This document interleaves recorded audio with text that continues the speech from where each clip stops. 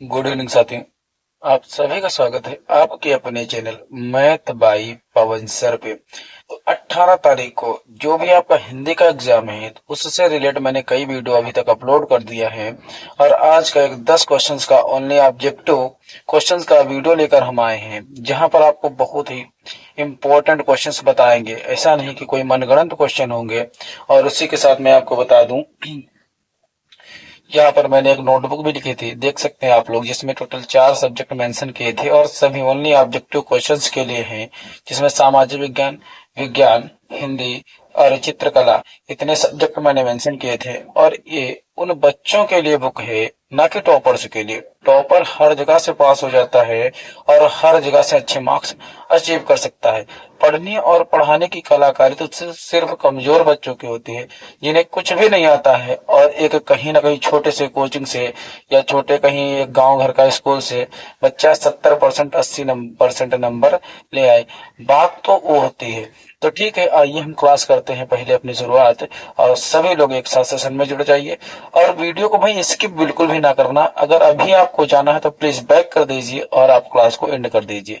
दौड़ भाग मत करिए पूरे वीडियो में, आप कहीं ना कहीं पर अपने आप को दोषी ठहरा रहे हैं। अगर आप पढ़ना है आपको तो बेहतर ढंग से पढ़िए, और नहीं पढ़ना है तो कोई दिक्कत नहीं। आज 16 है, कल 17 है और ऐसे 18 आ जाएगी। फिर वही कहानी हो जाएगी, जब खेत चिरैया चुन गई तब डंडा हलाए क्या हुई। अगर ऐसी कहावतों को आपको बहुत ही बढ़िया लगाव है तो प्लीज लगे रहिए, और पढ़ने वढ़ने की कोई आवश्यकता नहीं है। अगर पढ़ना है तो फिर लग जाइए साथ मेरे, और जब तक 10 क्वेश्चन न समाप्त हो जाए तब तक वीडियो को बिल्कुल भी कहीं पर स्किप ना करें और वीडियो को बिल्कुल ना रोकें। चलिए भैया, करेंगे शुरुआत। पहला ही क्वेश्चन बहुत ही खतरनाक क्वेश्चन कह सकते हैं हम। पावक पर्यायवाची शब्द है और जितने यहाँ पर ऑप्शन दिए गए हैं सारे के सारे ऑप्शन भी पर्यायवाची शब्द ही हैं। कोई एक सिंपल क्वेश्चन नहीं लिखा गया है। विनायक भैया गणेश जी का होता है। पावक होता किसका है? आग का होता है, ठीक है कि नहीं, ये भी जान लो। और समीर जो है, समीर किसका? वायु यानी हवा का होता है। शिखंडी, शिखंडी हमारे ख्याल से शिखंडी होता है आपका उसका मोर का होता है पर्यायवाची शब्द। और अनल जो है, अनल पर्यायवाची शब्द होता है आग का। अनल, पावक, दहन, ज्वाला, कृषाण, ये सभी के सभी आग के पर्यायवाची शब्द हैं। लेकिन थोड़ा सा अगर चेंजिंग कर दिया जाए अनल से अनिल को, तो अनल और अनिल में जमीन आसमान का अंतर हो जाता है। और अनिल जो पर्यायवाची शब्द होता है वो होता है वायु यानी हवा का। वायु, पवन, समीर, हवा, ये सब वायु के पर्यायवाची शब्द है। लेकिन निम्न में मतीराम की रचना है। ललिमा ललाम पहला ही ऑप्शन हमें मिला है जो मतीराम की रचना है। साथ ही साथ सारी रचनाएं हम देख लेते हैं। दूसरी है खून के छींटे, जो भगवत शरण उपाध्याय की एक रचना है। और इन्हीं का एक रचना और है जिसे हम कहते हैं ठूठा आम, भी भगवत शरण उपाध्याय की रचना है, ठीक है। और जो है सी, ऑप्शन सी, दीप शिखा रचना है, महादेवी वर्मा की रचना है, जो हिंदी क्षेत्र में छायावाद की कवित्री के रूप में जानी गई हैं, ठीक है। और इनकी बहुत सारी रचनाएं अगर हम बात करें, पथ के साथी, अतीत के चलचित्र, दीप शिखा, नीरजा, निहार, यामा, और भी बहुत सारी इनकी रचनाएं हैं।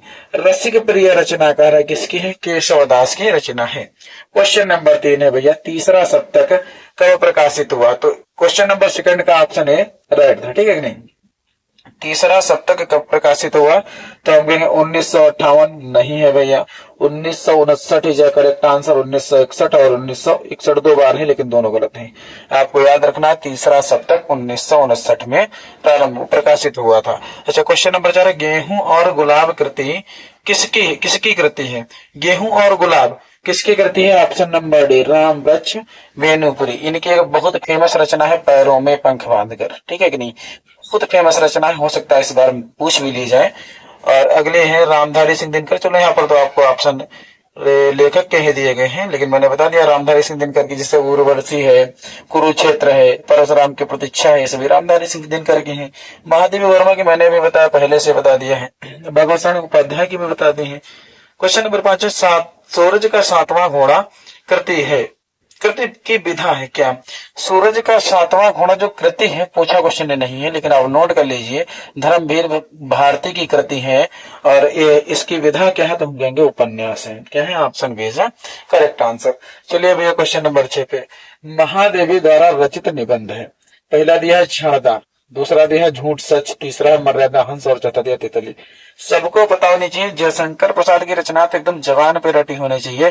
तितली है और इसकी विधा क्या है, उपन्यास है। ये है किसकी, जयशंकर प्रसाद की, लेकिन पूछा महादेवी वर्मा के, तो महादेवी वर्मा का क्या है, शारदा। यही आपका आंसर सही है, ऑप्शन ए। और मर्यादा और हंस जो है मुंशी प्रेमचंद की रचनाएं हैं। और झूठ और सच यशपाल की रचना है और इसकी विधा उपन्यास है। साकेत किस युग की रचना है, शुक्ल युग गलत, शुक्लोत्तर युग ये भी गलत है। और आपका सही आंसर क्या है, ऑप्शन सी द्विवेदी युग। जो जो क्वेश्चन है सभी क्वेश्चन के सभी ऑप्शन को हम पकड़ेंगे, जितना ज्यादा हो सकेगा उतने ज्यादा क्वेश्चंस भी आपको बताएंगे। 10 क्वेश्चन कराएंगे, अगर आप सही ढंग से पढ़ रहे हो तो 10 में हम 30-40 क्वेश्चन निकाल देंगे। हर चारों ऑप्शन को पकड़ेंगे, अगर जहां जहां से क्वेश्चन बन रहा है सारे क्वेश्चन हम निकाल लेंगे। ठीक है, अब क्या है, उपसर्ग का प्रयोग होता है वाक्य में। उपसर्ग कहाँ पर प्रयोग किया जाता है, तो उपसर्ग का प्रयोग वाक्य में होता है भैया वाक्य के आदि, जिसे हम बोलते हैं प्रारंभ में, और प्रत्यय का अंत में होता है। तो ऑप्शन ए सही आंसर है।